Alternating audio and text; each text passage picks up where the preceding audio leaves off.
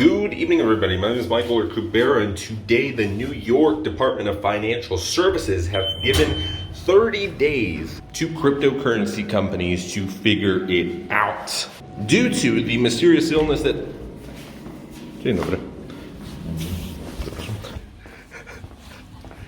Due to the mysterious illness, oh man, that's always fun. Due to the mysterious illness that I technically can say now on YouTube because you won't get demonetized, at least some channels, but we're not going to risk it just yet. The major companies, including Ripple, have to submit a plan and change around a few things to ensure investors' safety. So let's roll the intro and let's get into it. Bitcoin has calmed down a little bit. Yesterday was extremely volatile, and we are up to 156, approaching 157,000 cases worldwide. Poland has hit past 100, and we had a couple confirmed fatalities.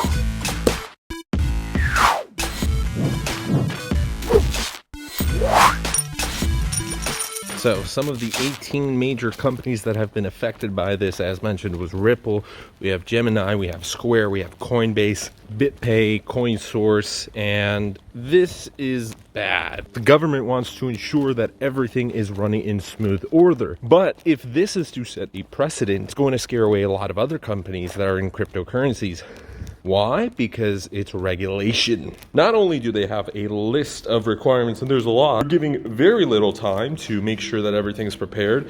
And yes, if you're going to take the stance of the government, it does make sense because there's panic in the markets. Stocks have suffered their worst fall within the past 30 years. Bitcoin dropped more than 40%, down to as little as $4,100 on certain exchanges. For most, it was an average of $4,300, $4,400, and now it's stabilized around the $5,500 range. Ethereum went below $110, which was crazy. So within a matter of a few hours, we're discussing tens of billions of dollars being thrown around, burnt. In the past week, markets have lost trillions of dollars. It was just evaporated. It does make sense. There are thousands of fatalities reported, and it's most likely going to grow exponentially for certain regions. So this might scare away other companies, but for others, they're going to do whatever they can to stay in U.S. grounds. They'll obey the U.S. government because they see more money, hopefully long-term that way. For smaller companies, they're definitely going to be registering on these random small islands, and their taxes are going to be done in Switzerland, and their accounting is going to be down on the coast of Australia, because cryptocurrency at its core should not be regulated. It shouldn't be complete anarchy, but I think a lot of governments right now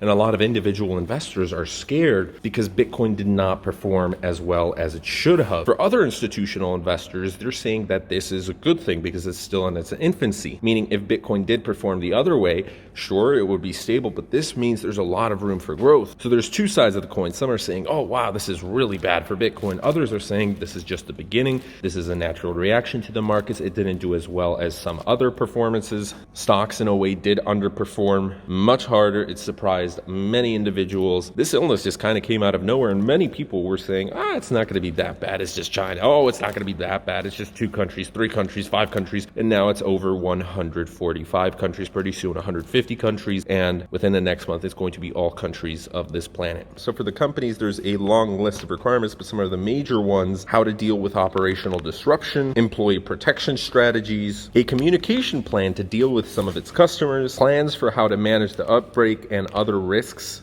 an assessment involving the potential risks of cyber attacks and fraud around this mysterious illness and how to prevent that, how to protect yourself. The Nydfs has stated the reason for this detailed plan. They want to ensure that all cryptocurrency companies follow protocol to help prevent people from losing money and help prevent bad actors from taking advantage of the current illness and panic in the markets. The plan also details, due to remote work being popularized right now, which is also a good thing for many companies because people are going to grow accepting of it.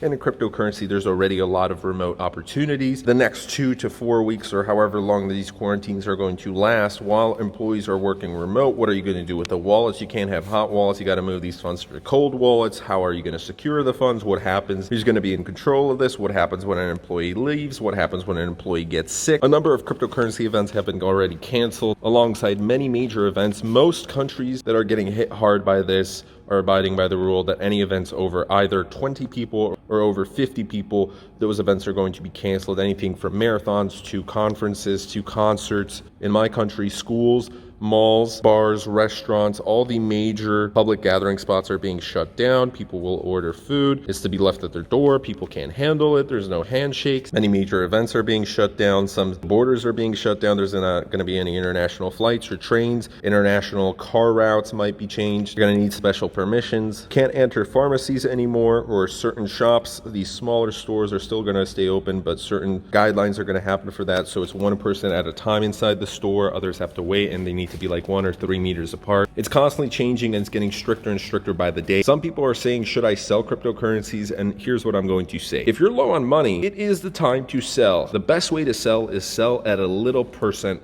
above on local Bitcoins, Paxful, forums, online, whatever is a safe method, as long as you're going to protect yourself from scammers, because that can also happen. If you need money right now, you need to sell at least a small portion, just so you have funds and you're able to protect yourself for the next 30 to 60 days, get some supplies, anything from toilet paper, that's what we're doing right here, get some food, also got that, and just prepare yourself in general. This goes for anything, not just cryptocurrencies, but stocks, any assets you have, whatever you can sell, just so you have cash on hand.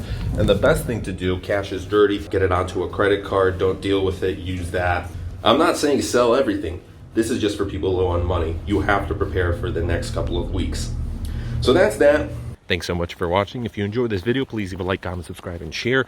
And tomorrow we're going to discuss more about the financial markets, the mysterious illness that is causing a lot of havoc on everybody. So stay tuned in for that.